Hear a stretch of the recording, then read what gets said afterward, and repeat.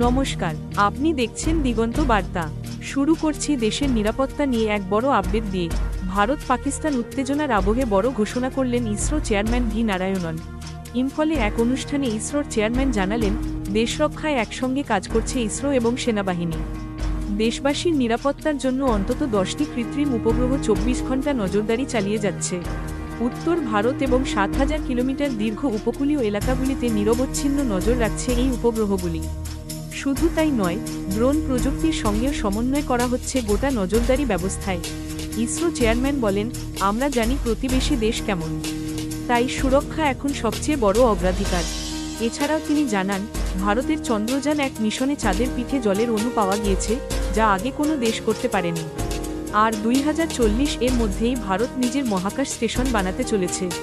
সব মিলিয়ে স্পষ্ট, কেবল মহাকাশ গবেষণাতেই নয়, দেশের সুরক্ষাতেও বড় ভূমিকা নিচ্ছে ইসরো। দেশ যখন চ্যালেঞ্জের মুখোমুখি, তখন আকাশপথেও চলছে প্রতিরক্ষা। আরও এমন গুরুত্বপূর্ণ খবর পেতে সাবস্ক্রাইব করুন দিগন্ত বার্তা। আবার দেখা হবে পরের আপডেটে। ধন্যবাদ।